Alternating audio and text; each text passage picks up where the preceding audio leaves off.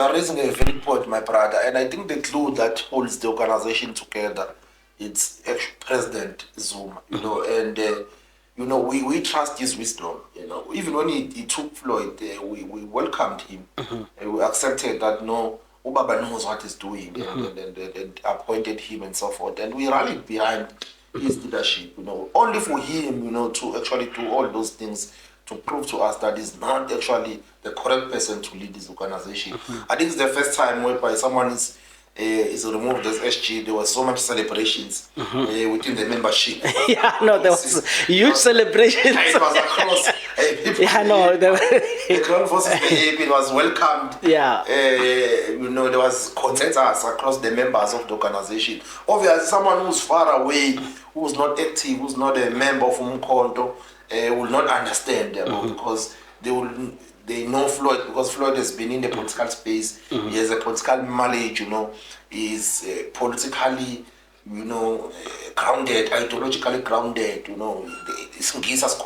Yes. English, Yes. see this man is intelligent and so forth. But that's not what we only need in an organization, We need a leader that can be able to build, a leader that can work with the people, that can humble himself. Because Umkhonto Wesizwe, it's here to decolonize, the country and ensure that we put an African system, And parts of Africanism, it's humility, it's humbleness, it's a respect, it is a value of another human being, another person, Doesn't to say because now we are leadership, now you think you are the best thing that has ever happened to humankind. Others don't matter. It's only you who's important. Only your view must be listened to. And Zuma is exactly opposite of that. He is exactly the African leader. That is why Umkhonto Wesizwe has so much support. That is why President Zuma is supported so much. He's even a former head of state. He has achieved the greatest achievements in politics, but he still humbles himself. He's accessible. He is approachable. He has humility, respect for every member of the organization. That is the kind of leadership we want, especially since Umkhonto Wesizwe is the government in waiting, is the government that is going to take over. We don't want to appoint to have a situation where now we're a government and we have arrogant leaders that you can't access, that you can't approach them, that you can't correct them, that you can't tell them that you are wrong here. That can't be called into order. That is the huge problem. So the English and all those political words, they don't mean anything if you can't actually, be, shape yourself towards that vision of Umkhonto Wesizwe that they want to achieve. So Umkhonto Wesizwe, it can balance. I believe it can and will continue to balance between those who have been there from the beginning and the new talent and the new capacity that is coming. And all these people must be able to work together towards achieving that dream, that goal that we want to achieve, the objectives that we want to achieve of total emancipation of the African people. So let me throw a few questions and sit back and so you answer. For people who don't understand, others would accuse you of tribalism. Others would accuse of you do not want him because he came from the EFF. And this is why I wanted to paint a picture that says you yourself, you come from there and you were cooked in the same pots as Floyd from the EFF, from the ANC. You come from the same formations. So it can't be because they come from different political ideologies. So I want you to paint this.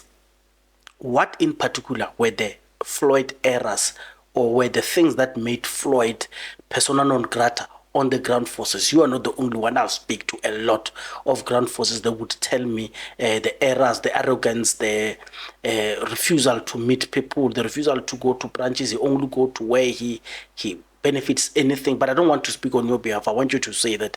And then when you're done, just talk about the Huvo in Belabela, Limpopo.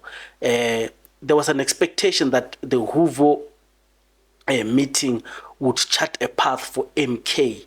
And then, while we're still looking for the Huvo agreements and stuff, Floyd brings a constitution, and you have characterized that constitution as the Floyd constitution that made a lot of people very angry.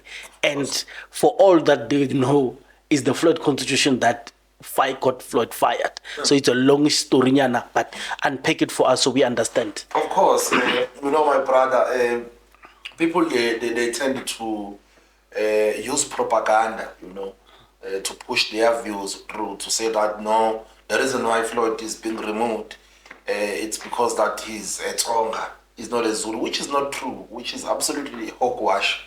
Because Umkhonto weSizwe, it's a non-sexist, non-tribal, non-racial organization. Everyone is welcomed in Umkhonto weSizwe. Even before himself, Floyd, they joined the organization of Umkhonto weSizwe. We're having members from Limpopo, members from Northern Cape, members from Western Cape, Eastern Cape, Northwest, Mpumalanga. We have Ndebelezi in Umkhonto weSizwe, we have Swatis, we have Pedis, we have Tongas, we have Sotos, Tswanas. Everyone is in Umkhonto weSizwe. And that is particularly because of the footprint of our president and leader, President Jacob Zuma. As a national figure, he has a following in all these provinces, which then culminated into them becoming a membership of Umkhonto. It's not like someone who was only known in KZN, who started an organization and only joined by Zulus there. It's like a regional, tribal, cultural, narrow Zulu organization. Umkhonto is not like that. It's indeed the opposite of that. So people will just want to use those things, just to defend all the wrongdoings and the ill tendencies that Floyd Shivambu was doing in the organization. So it's not true. It's not true at all. So there are many things, of course, we have counted there, my brother, that has made him, and made ground forces to be angry and wanted him to be removed. Part of those things is this arrogance, Arrogance is not humble, doesn't greet people. Floyd will just walk in the room and just look at you.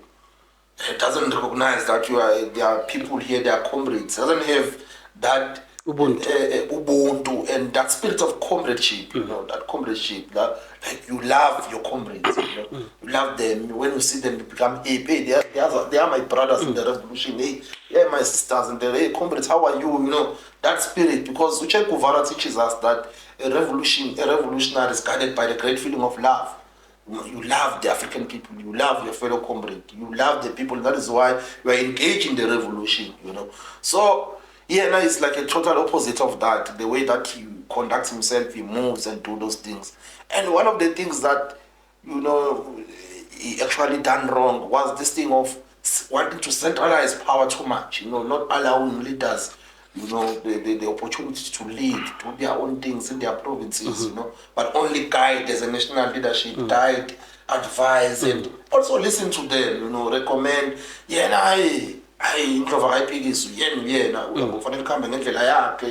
because at some point I even heard that he said even the printing of t-shirts must no longer be done in provinces.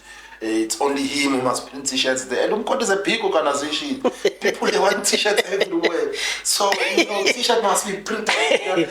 You need a big warehouse for you would need packers, you would need logistics managers. So those things were holding the organization back. And what put the coffin, the nail to the coffin, exactly that. This constitution that he came with, this constitution in which there was no consultation with the members of the. You quoted very correctly that there was a Huvu, which I was also a delegate. I attended in Bela in Limpopo. We were there, we engaged, there were discussion documents that were given, the theory and character from Umkhonto weSizwe, organizational building and so forth, all those documents which we contributed. And we had made to believe that we'll still go to have a second Huvu whereby now everything will be finalized. Those views of the people will be consolidated and then we have something that is unified.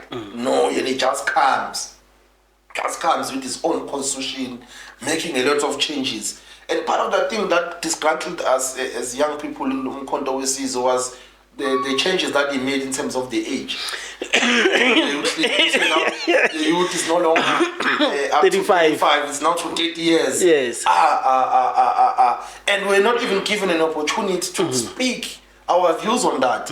And there's a phrase that says nothing about us without us. If there was a proper consultation and young people are the ones that said yes, we agree, there must be 30 years, this thing I was going to accept it. But now someone who's not a youth, he comes and imposes to us. And himself, he led the youth clique.